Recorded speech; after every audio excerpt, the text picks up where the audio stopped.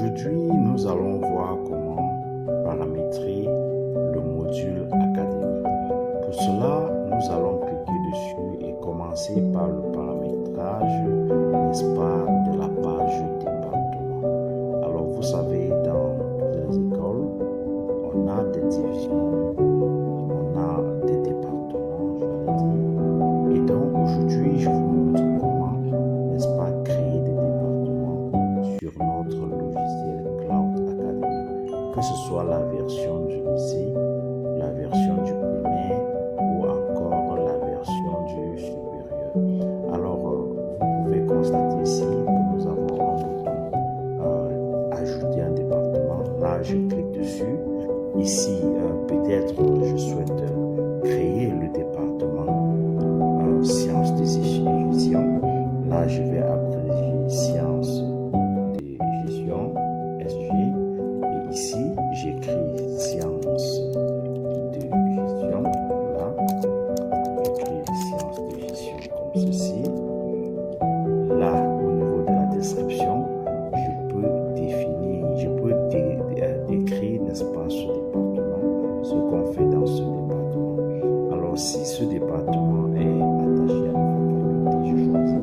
Mais comme nous sommes dans la version, n'est-ce pas, du primaire et secondaire, on ne parle pas de faculté. Ici, je vais pouvoir choisir un chef de département en sélectionnant, n'est-ce pas, un enseignant.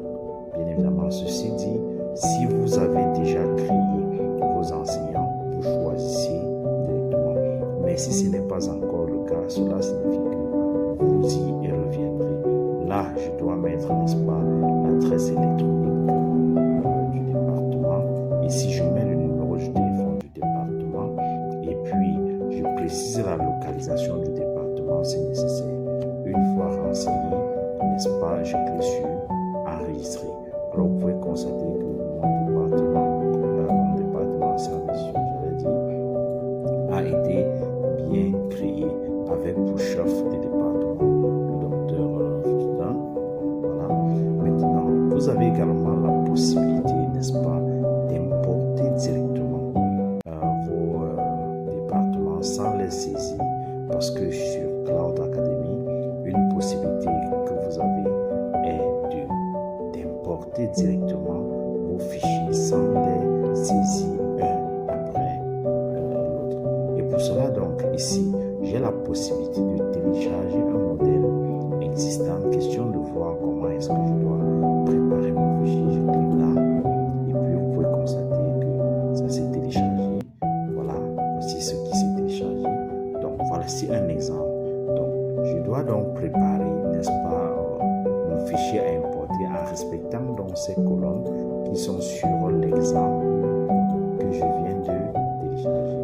Alors, une fois donc que j'ai téléchargé ce modèle, je dois copier-coller mes départements dans ce modèle que je viens de télécharger afin de me rassurer que je n'ai pas d'erreur. Et pour cela, donc, je peux rentrer dans mon logiciel et une fois j'ai préparé mon fichier à importer suivant le modèle que je viens de télécharger, je dois cliquer ici sur choisir un fichier. Ça va me renvoyer dans mon ordinateur et puis je vais donc choisir le modèle, choisir le fichier que je souhaite importer. Une fois le fichier importé est positionné comme ceci, je vais tout simplement cliquer sur importer comme cela. Alors vous pouvez constater que nous venons d'importer quelques facultés, quelques départements, j'allais dire. Et au départ, on avait 4. Nous voici désormais avec 6 départements. Vous pouvez voir la fiche de chaque département en cliquant sur voir les détails et voir, n'est-ce pas, le nombre de filières K, n'est-ce pas, ce département, le nombre d'enseignants qui existaient déjà dans ce département. Si vous les avez créés, dans cet exemple, les enseignants sont déjà créés. Vous avez également la possibilité de voir les statistiques, n'est-ce pas, de ce département. Donc voilà à peu près ce que nous pouvons dire. Toutefois, vous devrez également savoir qu'il existe des possibilités, n'est-ce pas, de modifier votre département si au moment de la saisie, il y avait, n'est-ce pas, des erreurs. Vous avez également la possibilité de supprimer un département si nécessaire. Voilà ce que nous pouvons dire sur comment